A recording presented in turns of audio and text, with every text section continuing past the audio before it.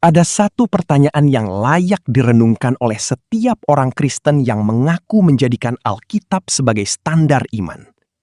Jika sebuah pernyataan tertulis jelas di dalam Alkitab, apakah kita akan menerimanya apa adanya? Atau kita hanya menerimanya selama masih sesuai dengan doktrin yang sudah lebih dulu kita yakini? Pertanyaan ini penting, karena banyak perdebatan teologi hari ini sebenarnya bukan lagi soal apa yang tertulis dalam Alkitab, melainkan soal siapa yang lebih berani mempertahankan tradisinya. Ketika sebuah ayat mendukung keyakinan kita menyebutnya firman Tuhan. Tetapi ketika ayat yang sama mengguncang kenyamanan teologi kita, tiba-tiba ayat itu dianggap perlu ditafsirkan ulang, dijelaskan ulang, bahkan kadang-kadang diabaikan. Inilah yang menjadi inti diskusi kali ini. Bukan soal siapa yang menang debat, bukan soal siapa yang paling pintar bicara, melainkan soal keberanian untuk tunduk kepada seluruh kesaksian Alkitab, bukan hanya bagian-bagian yang kita sukai. Kenalan diri dulu Bang, silakan. Oke, Oke, silakan. begini Bang, saya pernah naik kemarin, ini yang kali kedua aku naik. Nah, aku Abang kemarin sebentar. lihat Abang yang mana? Abang yang ikut-ikut ini mencium Quran? kemarin saya, menjawab dengan KTP saya Kristen, gitu. Oke, Maksudnya bukan sama dengan ini RK? bukan. Oke, baik kita ganti dulu background saya. Oke, silakan Bang, apa yang mau Abang bahas? Jadi, saya kan belajar ya semua agama dan kebetulan tadi, saya lihat debatnya, Bang Edi sama Agatha ya, sorry aku Oke. sebutin nama. Jadi di situ Oke. kalau kulihat dari perdebatan Abang sama, sama tema tadi terkait Yesus itu hamba. Nah, Hamba Tuhan. hamba Tuhan, maksudnya hamba Tuhan, itu, Bang Edis itu benar dalam, Bible sendiri kan ukurannya kan Bible, ya kan? Nah, itu benar kalau karena tertulis itu jelas bahwa, Yesus itu hamba Tuhan. Cuma, yang saya analisa dari pernyataan, Ibu Agatha itu tidak salah dalam, Salah Bang dia bilang.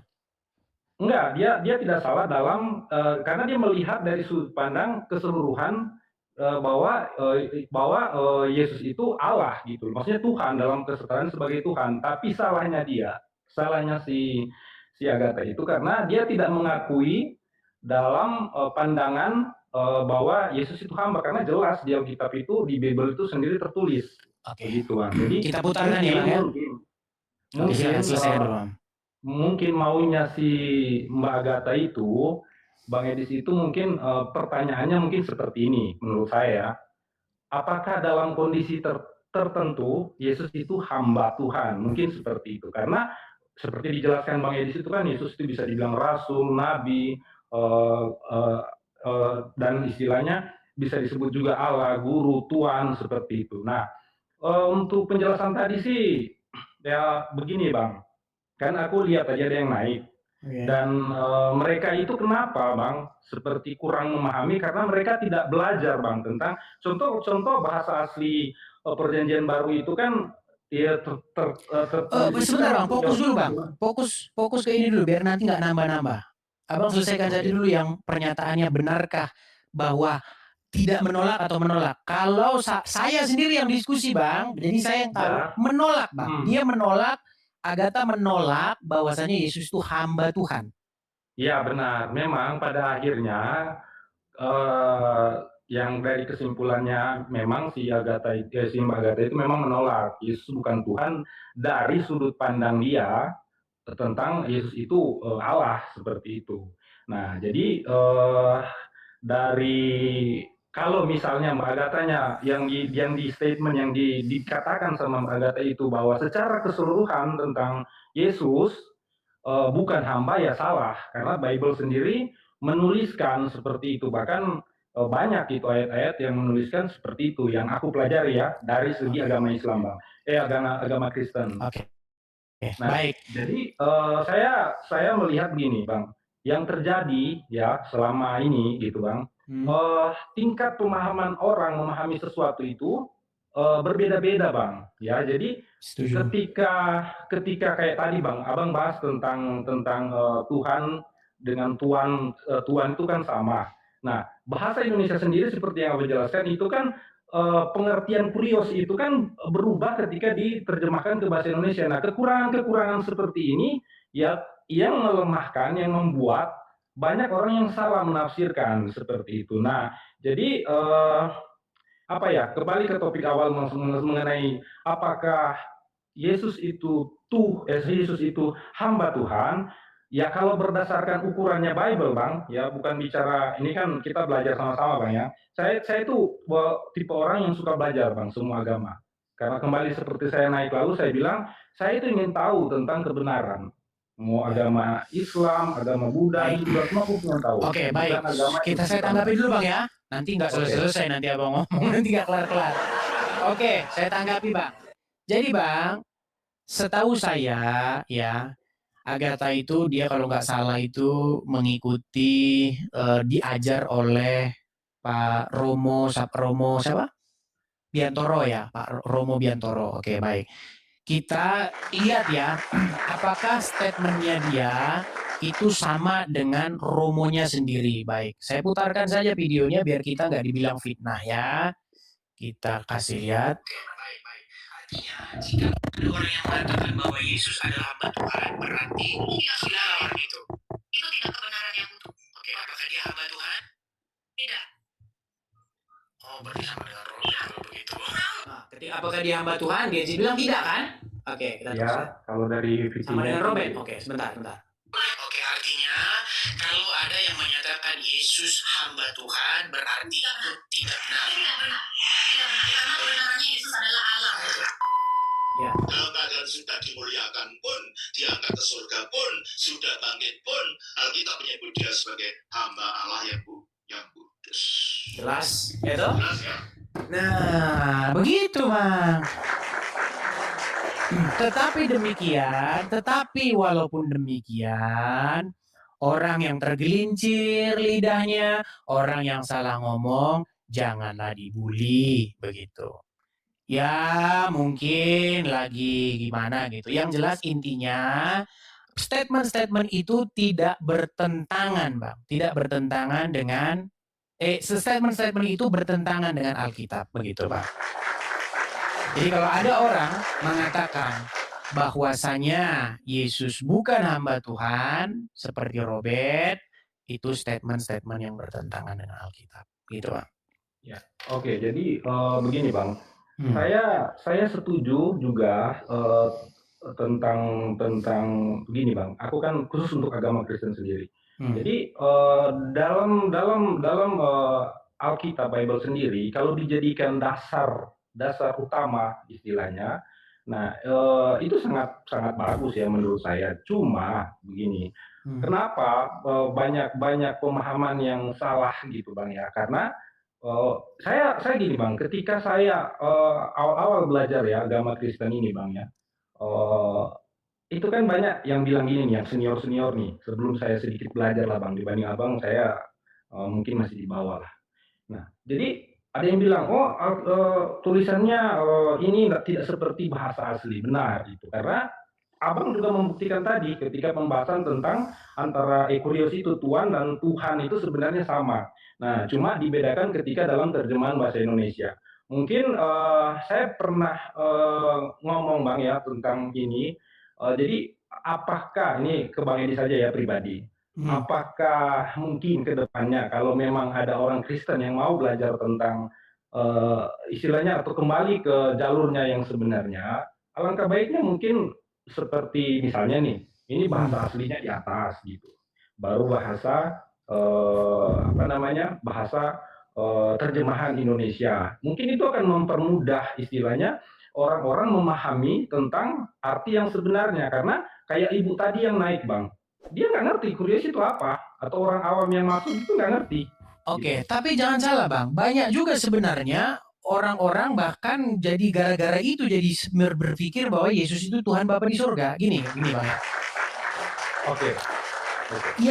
Yang disebut kurios di dalam Alkitab itu bukan hanya Yesus, bukan hanya Bapa, Tetapi ada orang-orang lain yang disebut sebagai kurios. Tapi dalam konteks tuan mungkin. Ya dalam konteks kurios. Dalam konteks kurios. Karena mereka nggak tulis bahasa Indonesia, Bang. Mereka tulisnya kurios. Nah, sehingga ketika Bapa di surga disebut kurios, Yesus disebut kurios, maka kata kurios yang diterjemahkan jadi Tuhan ini membuat kesimpulan-kesimpulan yang akhirnya membuat orang jadi wanes. Contoh, Yesus adalah kurios. Kurios diterjemahkan Tuhan. Bapa di surga adalah kurios. Kurios diterjemahkan Tuhan. Jumlah Tuhan berapa? 1. Kalau begitu, Yesus Tuhan, Bapa Tuhan, bagaimana mungkin ada Tuhan? Berarti blender aja jadi 1. Akhirnya jadilah seperti itu, Bang. Gado-gado begitu. Makanya orang-orang seperti itu juga, Bang, yang membuat Zuma dan kawan-kawan tuh bilang begini, bagaimana mungkin ada Tuhan mati 3 hari, terus siapa yang jadi Tuhan? Kan seperti itu masalahnya. Nah, jangan salah juga, Bang. Bukan hanya kata kurios, kata theos atau kata Elohim itu juga bisa ditujukan kepada orang. Nah, makanya orang itu banyak nggak ngerti definisi kurios atau Tuhan, dan banyak orang tidak mengerti definisi Elohim, atau kita dalam terjemahan LAI disebut Allah. Abang tahu nggak bahwa hakim-hakim, juri, itu bisa disebut Allah? Ya, bisa. Coba, ini kita pendidikan nih sekarang. Oke. Abang ada sekolah teologi? Kalau saya ngomong sama orang sekolah teologi lebih enak. Abang ada sekolah teologi? Saya mendalaminya ya lumayan lah, Bang. Oke. Sedikit lagi. Coba Abang buka Keluaran, saya balik dulu kamera saya. Ini biar teman-teman tahu sebenarnya apa sih maksudnya Yesus itu Allah. Karena ada orang kalau Yesus Allah, Bapa Allah, oh berarti Yesus Allah Bapa. Ini juga repot ya begini. Karena yang hanya Allah disebut Allah itu di dalam Alkitab yang disebut Allah itu banyak. Nih, saya kasih contoh, Bang. Coba Abang buka, nanti lagi ngomong, lihat tuh kata yang disebut Allah banyak. Bang, saya pengen bertanya sebelum lanjut. Apakah Abang setuju dengan statement saya? Begini ya, mohon maaf koreksi kalau salah. Yang saya pelajari dan saya temukan dalam Bible, ya kan, saya kan ingin tahu gitu, khusus untuk Bible. Menurut hemat saya, pandangan saya, bahwa Allah itu ada 3 menurut saya, ya. Nanti koreksi Bang, sebelum itu baru di komen. Allah itu 3, Allah Bapa. Salah kalau Abang bilang begitu. 3 pribadi maksudnya, Pak. Kalau Abang bilang begitu saya nggak sepakat. Bukan tentang apa yang saya pelajari. Ini pemahaman saya. Allah itu 3 dalam pribadi, konteksnya 3 pribadi. Tapi dalam kesetaraannya sebagai Allah, ya Allah itu istilahnya ya satu dalam kealahan. Maksudnya satu dalam kealahan itu maksudnya mereka sama-sama Allah. Kayak contoh itu statement yang tidak biblikal. Iya, maksudnya yang saya analogikan. Saya kan bilang tadi di luar biblikal yang saya pelajari. Ini kan menurut pemahaman saya. Jangan biblikal. Pemahaman Anda tidak biblikal. Ya. Tidak biblikal. Jadi dasar saya, kenapa saya menemukan itu dasarnya Kejadian 1 ayat 30 ketika penciptaan terjadi dan ketika Yesus dibaptis. Oke, kemudian ditambahkan dengan penjelasan Bang Elisteri tentang aku tidak lebih besar dari Allah. Nah, ketika Yesus dibaptis, di situ ada suatu cerita tentang begini. Lalu terdengarlah dari surga dari. Oke lah, baiklah. Udah banyak yang demo itu di bawah itu, Pak. Udah banyak yang demo. Oke. Sudah banyak demo. Kita lanjutkan dulu ya. Begini, Pak. Misalnya kalau Abang bilang begini, Bang.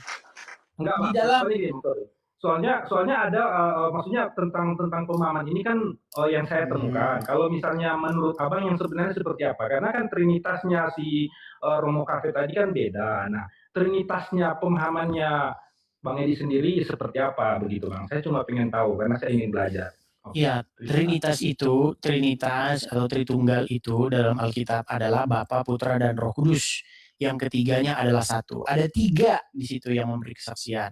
Ada 3 memang yang dikatakan di dalam Alkitab. Ada Bapa, ada Putra, Sang Firman, dan ada Roh Kudus. Dan ketiganya adalah 1. Titik. Satunya itu dalam kesalahan. Nah, satu di situ pengertiannya begini, Bang. Satu di situ pengertiannya kayak begini.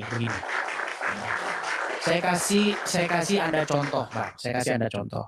Kalau ada orang berbakti kepada Yesus, melakukan kehendak-kehendak Yesus, melakukan perintah-perintah Tuhan Yesus, apakah itu menyakiti hati Bapa di surga? Atau apakah itu Yesus menjadi Allah lain?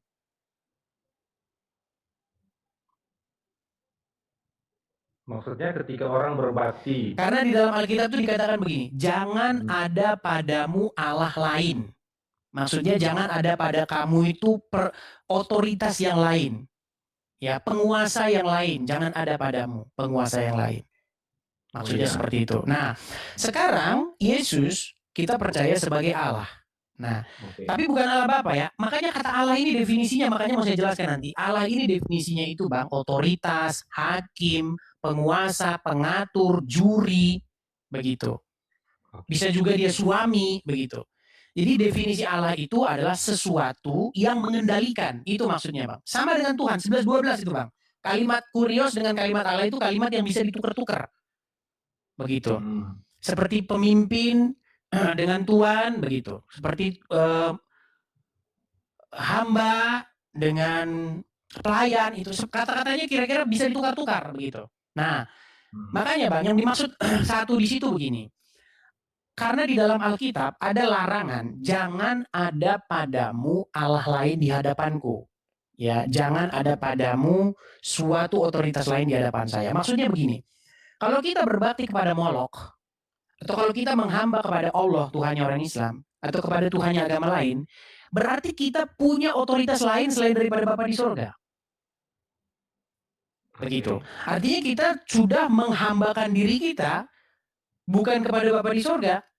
Nah, inilah yang melanggar firman Tuhan, melanggar titah Tuhan yang pertama, jangan ada padamu Allah lain. Gitu. Nah, pertanyaannya sekarang, bagaimana dengan Yesus? Kan Yesus bukan hamba, bukan Bapa di surga. Berarti dia Allah lain dong. Dia bukan Allah yang Bapa di surga itu. Betul, tetapi dia keluar dan datang daripada Bapa di surga. Makanya saya pernah membuat umpama kayak begini, Bang. Saya kasih umpama begini. Misalnya Anda seorang tentara, oke? Nah, Anda ada di dalam satu grup tentara. Nah, komandan Anda bilang begini, jangan kamu turuti perintah selain perintah saya. Sudah? Kalau kamu menuruti perintah selain perintah saya, berarti kamu melawan saya. Berarti kamu punya komandan selain daripada saya. Tapi suatu waktu, komandan yang ngomong begitu ngomong begini, Louis, kamu ikutin si Udin. Taat kepada perintahnya. Pertanyaan saya, ketika Anda mengikuti si Udin itu, menjadikan dia komandan, kamu harus jadikan Udin itu komandan ya, patuhi dia, ikuti perintah dia. Pertanyaan saya, ketika Anda menjadikan dia komandan, Anda melanggar nggak perintah dia, jangan ada komandan selain daripada saya? Dari kalau dari segi fungsinya, maksudnya dari segi dari intinya, dari perintah itu sih sebenarnya tidak melanggar karena mematuhi. Nah, sama seperti keadaan Uncu PI, keadaan Zuma dan kawan-kawan adalah keadaan seorang tentara yang tidak mau mentaati komandan yang ditunjuk sang komandan ini. Kayak begitu. Loh, kan Anda kemarin ngomong, jangan turuti selain perintah saya. Jangan menjadikan komandan selain daripada saya. Loh, kenapa saya harus ngikutin perintah dia? Kenapa saya harus jadikan dia komandan? Loh, yang nyuruh jadikan komandan itu saya. Gitu loh. Saya yang merintah. Gitu maksudnya. Makanya yang membuat Yesus menjadi Allah bagi kita itu adalah Bapa sendiri. Yang membuat Yesus jadi Tuhan bagi kita itu Bapa itu sendiri. Tujuannya apa? Untuk kemuliaan sang Bapa itu nanti pada akhirnya. Makanya di dalam Ibrani, di dalam 1 Korintus 15 ayat 27 sampai 28 kan jelas di situ. Ia, Bapa di surga, yang menaklukkan segala sesuatu di bawah kaki Kristus. Betul? Nanti pada akhirnya Kristus sendiri juga akan menaklukkan dirinya di bawah Bapa di surga. Makanya Yesus itu Tuhan untuk kemuliaan Bapa di surga itu. Jadi Yesus jadi Tuhan itu untuk Bapa di surga, begitu loh. Karena sekarang itu ada banyak Tuhan-Tuhan lain, begitu loh. Makanya di dalam Alkitab dikatakan pada waktu itu mereka akan berbakti berbakti kepadaku dan kepada Daud yang akan kubangkitkan bagi mereka. Jadi Bapa di surga memerintah melalui anaknya, Yesus Kristus. Bapa di surga hadir melalui Yesus Kristus. Bapa di surga ada di tengah-tengah umat manusia melalui Yesus Kristus. Makanya dia disebut sebagai Immanuel, Allah yang menyertai umat manusia. Jadi Yesus bukan Allah lain. Itu maksudnya Bang. Bapa, Anak, dan Roh Kudus itu satu. Itu maksudnya kayak begitu. Oke, jadi saya simpulkan Bang dari analogi tadi, berarti maksudnya Bang Edis itu tentang kealahan itu, kalau dari segi analogi tentara, dari analogi tadi berarti disebut Allah itu karena kesatuan sebagai tentara begitu. Jadi kalau mungkin dikaitkan dengan kealahan Karena tadi, dia mungkin satu kesatuan, dengan Bapa. Karena dia ya, berasal, satu dia dengan Bapa. keluar Oke. dan datangnya dari Bapa di surga. Ya, Begitu. intinya Sumbernya Bapa di surga. sumbernya dari Bapa. Oke. Iya. Dan Jadi dari kesimpulan Bang Edis tadi berarti Yesus itu dinyatakan berdasarkan Bible dan penjelasan Abang tadi ya Bang Edis, Yesus itu diklaim istilahnya oleh orang Kristen sebagai Tuhan karena berdasarkan perintah dari Bapa. iya, Gitu. betul sekali. Oke. Seperti itu. Jadi oke Bang, itu Jadi penghambaan kita, avodah kita, atau perbaktian, penyerahan diri kita, ketundukan kepatuhan kita kepada Yesus, itu adalah bagian daripada ketundukan dan kepatuhan kita kepada Bapa di surga. Jadi, kalau kita menundukkan diri kepada Yesus, sejatinya kita menundukkan diri kepada Bapa di surga. Makanya mereka itu satu, begitu. Itu yang Tritunggal yang di dalam Alkitab tuh kayak begitu. Bukan begini, begitu, muter-muter pulpen 3 apa, bukan begitu. Bukan seperti itu. Oke Bang, gini Bang, saya terima kasih buat jawabannya. Cuma nanti saya ada satu pertanyaan terakhir yang saya tinggalkan buat Abang. Mohon maaf sebelumnya, nanti bisa dibalas di chat saya aja. Saya pengen tahu Bang, karena ada seorang ateis yang bertanya kepada saya terkait satu pertanyaan yang sampai sekarang saya sulit untuk menjawabnya. Apa itu Bang?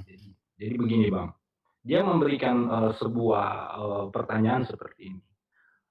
Dia mengatakan bahwa semua istilahnya khusus untuk dua agama inilah, misalnya Kristen sama Muslim itu kan merujuk kepada Adam, dan saya nggak tahu kalau agama-agama yang lain kepercayaannya mungkin beda. Intinya ada penciptaan manusia awal seperti itu. Oke. Nah, yang dia menyatakan bahwa yang membuat pertanyaan dia itu seperti ini. Kenapa ada begitu banyak ras? Apakah Allah menciptakan, terutama kan kayak Eropa, Asia, dan Afrika? Ini kan sebuah perbedaan yang signifikan. Jadi dia sebenarnya mengatakan bahwa oh enggak, manusia diciptakan itu bukan cuma Adam. Dia membantah saya dalam hal itu Bang. Jadi nanti Abang jawab saya aja, nggak usah secara terbuka terkait ini Bang. Karena sulit saya menjawab sampai sekarang, karena faktanya ada gitu Bang. Jadi sangat berbeda antara orang Eropa, Asia, dan orang Afrika. Kayak gitu. Sampai ada saya lihat di sebuah video Muhammad Ali bilang, kok Allah orang Kristen itu kenapa harus, orang Yahudi itu kenapa semua serba white, putih. Baik Bang. Jadi kalau jangan turun dulu, katanya mau dijawab. Oke, baik. Jadi begini Bang, kalau saya itu beda Bang. Saya kalau tergantung Bang, orang ateisnya karena apa? Orang ateis itu macam-macam Bang. Ada orang ateis latar belakangnya karena dalam benar mendalami agama, lalu dia ateis. Nah, orang-orang seperti ini saya katakan orang-orang yang menurut saya seseorang yang berpikir, ya. Bahkan saya ini nanti digoreng lagi nih mengatakan gini. Kalau dia sudah sempat ateis, lalu dia kembali lagi kepada Tuhan, itu sebenarnya dia sudah sampai kepada puncak-puncaknya, Bang. Puncak-puncaknya orang dalamin agama. Begitu. Nanti kalau saya bilang belum jadi ateis, belum sampai puncak, nanti di-framing sama orang. Begini Bang. Memang kebanyakan orang ateis itu pintar Bang. Baik, saya sendiri Bang mengalami hal-hal seperti itu. Jadi begini Bang, ada terlalu banyak hal yang sebenarnya belum bisa kita jawab. Masalah-masalah tentang pertanyaan-pertanyaan orang ateis. Tapi masalah perbedaan ras dan lain sebagainya. Memang jelas ya Bang ya, kalau kita baca di dalam Alkitab, sebenarnya kalau kita mau belajar linguistik, sebenarnya dari mana bahasa-bahasa ini kok kita bisa berbeda? Contoh Bang, kita orang Indonesia, bahasa kita begini. Terus di Jepang kok bisa bahasanya lain? Nah, kalau kita belajar linguistik, sebenarnya kosakata itu muncul dari mana? Nah, ini masih debatable Bang. Tapi ada hal-hal juga yang kita itu sulit menjelaskannya. Saya kasih contoh, Bang. Ada peristiwa-peristiwa. Misalnya nih, Bang, Abang pernah dengar istilah ini saintis juga, Bang, mengatakan foreign ancient syndrome. Foreign ancient syndrome. Jadi semacam sindrom setelah dia mengalami peristiwa tertentu. Contoh, ada orang ketika dia ketabrak atau dia koma, ya.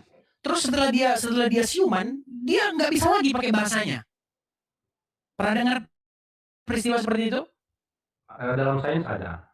Nah, itu yang disebut foreign ancient syndrome. Jadi, ketika orang Indonesia dari kecil dia berbahasa Indonesia, besar dia berbahasa Indonesia lancar, dia koma dia. Setelah dia bangun dari koma, dia nggak bisa bahasa Indonesia lagi, dia malah berbahasa Jerman. Lancar dia ngomong Jerman itu malah dia lupa bahasa Indonesia. Nah, kejadian-kejadian seperti ini itu sudah pernah dicatat, Bang, dalam literatur saintis. Nah, jadi muncul pertanyaan, ini bagaimana bisa terjadi begitu? Nah, kalau kita baca di dalam Alkitab, dikatakan dalam Alkitab itu kan, pada waktu itu mereka berusaha membangun sebuah menara yang tingginya sampai ke langit. Lalu akhirnya Tuhan mengacaukan bahasa mereka, sehingga akhirnya mereka berbahasa dengan bahasa yang beda-beda. Betul? Nah, itulah kalau Alkitab ngomong. Alkitab kalau ngomong, kenapa kok kita ada beda ras begini, bahasanya beda-beda, orang Cina kok bahasanya begini, orang Indo bahasanya begini, orang Hong Kong kok, orang Jepang kok bahasanya begini, lain-lain. Kalau dalam Alkitab penjelasannya seperti itu. Nah, apakah ini scientific? Apakah ini betul-betul berdasarkan sains? Karena menurut kajian ahli linguistik, bahasa-bahasa itu nggak mungkin bisa begitu. Lalu bagaimana dengan sindrom seperti ini? Bagaimana orang dari koma tiba-tiba lupa bahasanya jadi bisa berbahasa Jerman? Ini juga masih misteri, Bang. Jadi kalau kita mau jujur-jujuran, ada pertanyaan-pertanyaan yang dari orang ateis nggak bisa kita jawab, tetapi ada juga pertanyaan-pertanyaan yang orang ateis juga nggak bisa jawab. Ya, contoh lagi mengenai teori fine tuning. Tahu teori fine tuning? Teori fine tuning itu teori bagaimana alam semesta ini yang begitu bermiliar-miliar galaksi bermiliar-miliar ini mereka bisa teratur begitu, Bang. Bisa bumi ini merotasi bumi itu bisa teratur begitu. Bahkan kalau kita baca buku-buku sains ya seperti Hawkins, terus seperti ya banyak lah Albert Einstein dan lain sebagainya.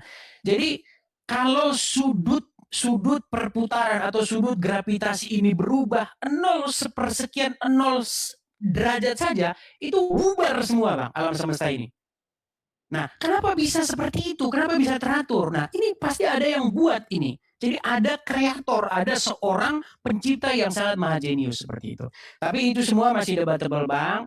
Makanya saya pernah ngobrol dengan teman saya, Bang, mengenai hal yang dalam seperti ini, Bang. Saya pernah ngobrol begini. Udahlah, gini aja. Anggap aja kita ini semua dalam pesawat. Lalu pesawat itu mau jatuh. Dan setelah jatuh kita pastikan kita mati. Pertanyaannya begini kepada seorang ateis. Kalau ternyata Tuhan itu tidak ada. Setelah pesawat kita jatuh, kita mati, nothing, nggak ada apa-apa. Kalau ternyata ada, apes nggak kamu? Itu aja, Bang. Jadi kalau masalah itu kami sudah sampai ke ujung begitu, Bang. Diskusi kami sudah sampai di situ. Jadi bedanya kita dengan seorang ateis, orang ateis menjalani hidup ini seperti kita ini berjalan di dalam sebuah terowongan besar yang ujungnya kita nggak tahu di mana. Orang-orang ateis berjalan di ujung sana, mereka tidak punya tujuan. Kita punya pengharapan di ujung sana, seperti itu, Bang. Oke, jadi begini, Bang. Saya coba memberikan sedikit penjelasan ke dia dengan analogi seperti ini, Bang. Jadi menurut saya, kenapa saya istilahnya mengakui bahwa Tuhan itu ada. Cuma dalam situasi saya pada saat itu, saya itu belum tahu nih arahnya kemana gitu. Walaupun agama saya, orang tua saya itu Kristen, tapi saya itu pengen tahu gitu waktu itu. Saya suka belajar. Nah, jadi saya memberikan dia gambaran bahwa pencipta itu ada karena begini saya bilang. ada beberapa hal yang tidak bisa diterima oleh sains tentang hal-hal supranatural, seperti mandau terbang di Kalimantan, seperti santet, dan ketika orang yang punya ilmu kebal dipotong-potong itu nggak mempan, dan sebagainya. Itu secara sains itu nggak masuk akal, nggak logis, Bang. Akhirnya saya membuktikan hal-hal nyata yang supranatural yang ada di sekitar kita, yang memang dilihat oleh orang, dan tidak sains, maksudnya secara ilmiah tidak bisa dibuktikan, tapi ada. Nah, saya lebih ke situ, dan kemudian saya bilang begini, mungkin saya bilang, pendekatannya, kan saya belajar tentang Bible, mungkin cuma ada satu kan waktu kejadian, kisah tentang Nuh ya di Bahtera itu kan Allah meninggalkan, busur di langit, yang mungkin penjelasannya Pelangi. bilang pelangi. Nah, itu Alkitab Bible banget atau cuma sekedar, itu kan bukti istilahnya. Ya, itu banyak, Bang. Banyak hal-hal yang memang itu saya mau bahas itu sama orang-orang agak sedikit tertutup lah, Bang, ya. Gini, karena saya melihat penonton-penonton itu memang banyak orang-orang awam begitu, Bang. Jadi memang ada hal-hal tertentu di dalam Alkitab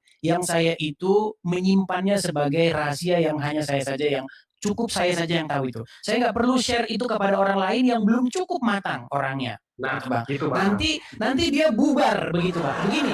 Oke, paham Yang saya, saya maksudkan begini, Bang. Kita itu kalau misalnya mau berpikir secara alkitabiah, memang kita harus mengakui, Bang, bahwa kekristenan itu identik dengan mujizat. Bahkan saya pernah ngobrol begitu ya dengan teman-teman ya komunitas gitu, bilang begini, sebenarnya gereja yang alkitabiah itu yang gimana sih? Kalau saya mau bilang, Bang, gereja yang alkitabiah itu yang melakukan mujizat. Sebenarnya itu, Bang, gitu. Karena kalau kita baca setelah kenaikan Tuhan Yesus, dari peristiwa Tuhan Yesus sampai kebangkitannya dan kenaikannya, itu terus itu, Bang. Mujizat terus itu, Bang. Rasul Paulus mujizat, Petrus mujizat, terus mujizat terus. Kenapa sekarang gereja hilang mujizatnya? Nah, ini pertanyaan besar, Bang. Makanya sekarang begini, mengenai pertanyaan-pertanyaan Abang itu kan, berarti itu udah dibuktikan semua sama pesulap merah kan? Kalau Abang nonton pesulap merah semua itu ya gitulah kan. Nah, sekarang begini, pertanyaannya sekarang begini. Kenapa sekarang seperti tidak ada mujizat? Kering, gereja itu seperti kering, kehilangan makna yang dulu ada di dalam kitab-kitab itu. Nah, ini memang pertanyaan besar bagi diri saya juga sekarang. Begitu. Kenapa tidak ada lagi orang-orang yang melakukan tanda ajaib seperti itu?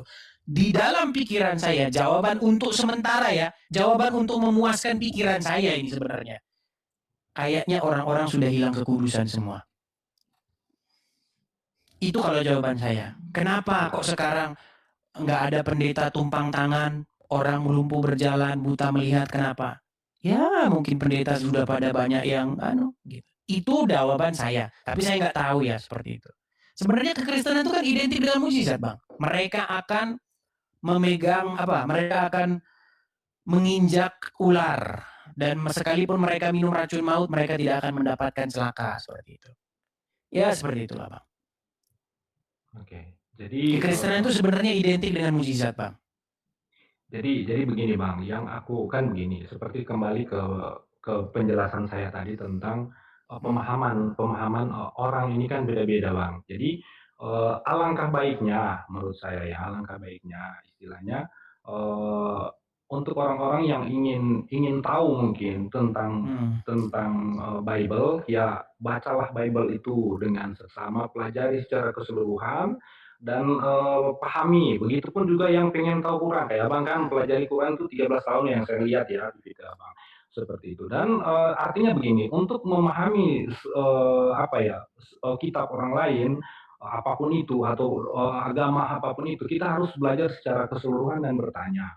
Masalah keyakinan kita nanti akan kemana arahnya itu kan tergantung pribadi, ya gitu. Jadi menurut pandangan saya begitu. Dan terkait jawaban tadi mengenai Abang jawab tentang arahnya ke Babel, oke lah, mengenai bahasa bisa saya terimalah. Tapi untuk yang lainnya mungkin nanti di topik yang lain, Bang, karena itu, Bang, yang Alkitab kita bilang seperti itu. Pada waktu itu manusia itu satu bahasanya, satu bahasa, satu rumpunnya, kan begitu. Ketika Tuhan mengacaukan bahasa mereka, baru disitulah terbentuknya ras-ras dan bahasa menurut Alkitab begitu.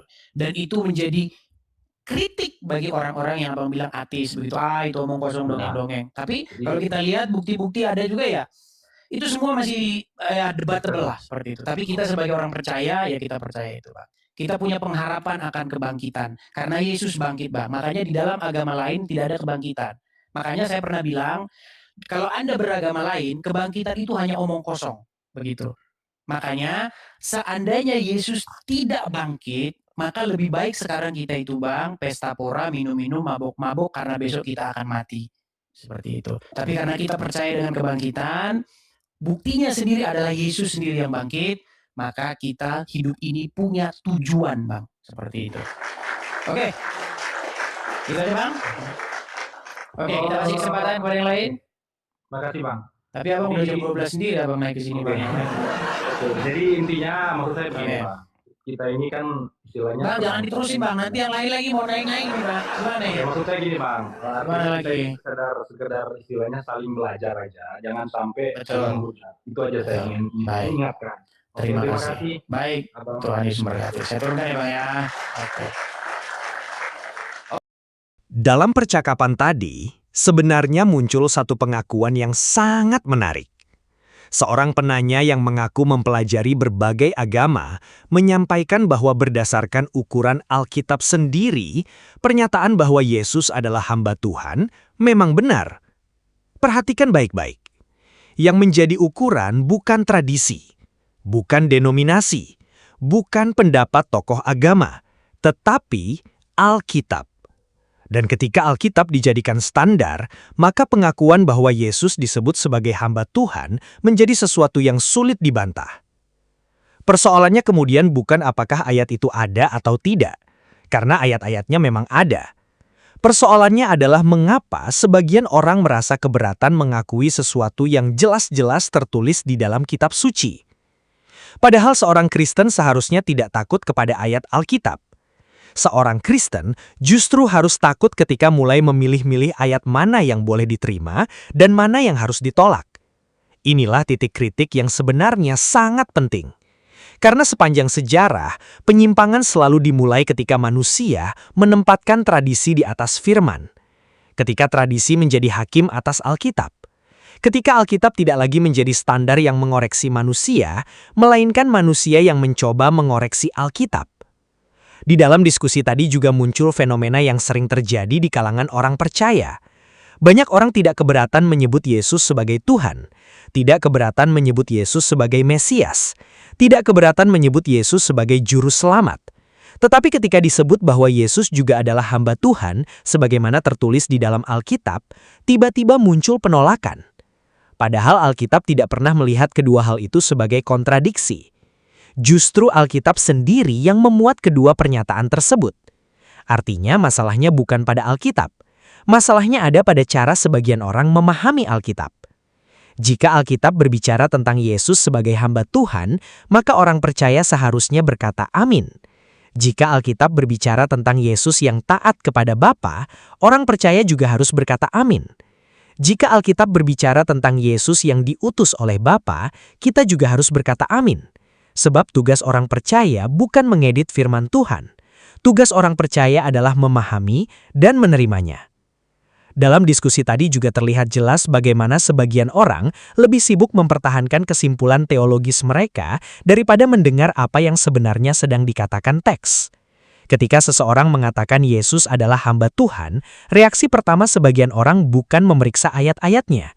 Mereka langsung bereaksi secara emosional. Padahal seharusnya pertanyaan pertama adalah, benarkah Alkitab mengatakan demikian? Jika benar, maka persoalan selesai, karena otoritas tertinggi bukan pendapat manusia, melainkan firman Tuhan. Lebih jauh lagi, diskusi tadi menyentuh persoalan penting mengenai istilah-istilah seperti kurios, theos, Elohim, dan berbagai istilah yang sering diterjemahkan secara sederhana ke dalam bahasa Indonesia. Disinilah banyak kesalahpahaman bermula. Banyak orang membaca hasil terjemahan tanpa memahami konteks bahasa aslinya. Akibatnya, muncul berbagai kesimpulan yang kadang jauh dari maksud penulis Alkitab. Bukan berarti terjemahan itu salah, tetapi seringkali sebuah kata dalam bahasa asli memiliki cakupan makna yang lebih luas daripada satu kata dalam bahasa Indonesia. Karena itu, seseorang yang serius mencari kebenaran harus bersedia belajar lebih dalam, bukan sekedar mengandalkan slogan-slogan teologis yang diwariskan dari generasi ke generasi. Yang menarik, dalam percakapan tadi muncul kritik bahwa sebagian orang tidak memahami istilah yang mereka gunakan sendiri. Mereka menggunakan kata Tuhan, tetapi tidak memahami bagaimana kata itu digunakan dalam berbagai konteks Alkitab. Mereka menggunakan kata Allah, tetapi tidak memahami nuansa makna yang terkandung di balik istilah tersebut. Akibatnya, perdebatan sering terjadi bukan karena Alkitab tidak jelas, tetapi karena definisi yang dipakai masing-masing pihak tidak sama. Dan ketika definisi sudah kacau, kesimpulan pun menjadi kacau. Karena itu salah satu pesan penting dari diskusi ini adalah pentingnya kembali kepada teks, kembali kepada konteks, kembali kepada makna yang sebenarnya, bukan kepada asumsi yang sudah dibangun sebelumnya. Selain itu, ada pelajaran lain yang tidak kalah penting, yaitu tentang sikap seorang pencari kebenaran. Lawan diskusi edisi tadi dalam percakapan itu mengaku mempelajari berbagai agama karena ingin mencari kebenaran. Sikap seperti ini sebenarnya patut diapresiasi, sebab kebenaran tidak takut diuji. Iman yang benar tidak takut diperiksa. Yang takut diperiksa biasanya justru kebohongan. Karena itu orang percaya tidak perlu takut kepada pertanyaan, tidak perlu takut kepada diskusi, tidak perlu takut kepada penelitian. Jika sebuah keyakinan memang berasal dari Tuhan, maka keyakinan itu akan semakin kuat ketika diuji. Sebaliknya, keyakinan yang hanya berdiri di atas tradisi tanpa dasar yang kuat akan mudah runtuh ketika berhadapan dengan pertanyaan-pertanyaan kritis. Diskusi tadi juga menyentuh persoalan penting mengenai hubungan antara iman dan akal. Ada yang beranggapan bahwa orang beriman tidak boleh berpikir kritis. Padahal sejarah menunjukkan bahwa banyak tokoh besar iman justru adalah para pencari kebenaran yang berani bertanya. Mereka tidak menelan mentah-mentah setiap ajaran. Mereka menguji segala sesuatu. Mereka memeriksa kitab suci. Mereka mencari dasar yang kokoh bagi iman mereka. Sebab Tuhan tidak pernah meminta manusia untuk mematikan akalnya. Tuhan meminta manusia menggunakan akalnya untuk mencari Dia. Lebih jauh lagi, pembahasan mengenai orang ateis dalam percakapan tadi juga memberikan pelajaran penting. Banyak orang beriman terlalu cepat meremehkan orang ateis. Padahal tidak sedikit ateis yang sampai pada posisi tersebut karena mereka pernah bergumul secara serius dengan pertanyaan-pertanyaan besar tentang kehidupan, penderitaan, moralitas, dan keberadaan Tuhan. Karena itu pendekatan yang tepat bukanlah ejekan, melainkan dialog. Bukan kemarahan, melainkan argumentasi yang sehat. Sebab tujuan iman Kristen bukan memenangkan pertengkaran. Tujuannya adalah menghadirkan terang. Tujuannya adalah membawa manusia kepada kebenaran. Dan kebenaran tidak membutuhkan teriakan untuk membuktikan dirinya. Kebenaran cukup ditunjukkan melalui fakta dan kesaksian yang jujur. Pada akhirnya, seluruh diskusi tadi kembali kepada satu prinsip yang sangat mendasar. Apakah Alkitab masih menjadi otoritas tertinggi dalam iman kita? Jika jawabannya ya, maka setiap kali Alkitab berbicara, kita harus bersedia mendengar. Meskipun apa yang dikatakannya tidak sesuai dengan tradisi kita. Meskipun apa yang dikatakannya membuat kita harus mengoreksi pemahaman yang sudah lama kita pegang. Karena firman Tuhan tidak diberikan untuk membenarkan kita. Firman Tuhan diberikan untuk membentuk kita. Ingat, kebenaran sejati tidak pernah takut diperiksa. Sebaliknya, kebenaran justru semakin bersinar ketika diuji. Karena itu jangan jadikan tradisi sebagai hakim atas Alkitab. Jangan jadikan kebiasaan sebagai ukuran kebenaran. Jangan jadikan tokoh agama sebagai otoritas tertinggi. Biarkan firman Tuhan berbicara. Biarkan Alkitab menjelaskan dirinya sendiri. Dan ketika Alkitab berkata bahwa Yesus adalah hamba Tuhan, terimalah. Ketika Alkitab berkata bahwa Yesus taat kepada Bapa, terimalah. Ketika Alkitab berkata bahwa Yesus diutus oleh Bapa, kita juga harus berkata amin. Sebab tugas orang percaya bukan mengedit firman Tuhan. Tugas orang percaya adalah memahami dan menerimanya.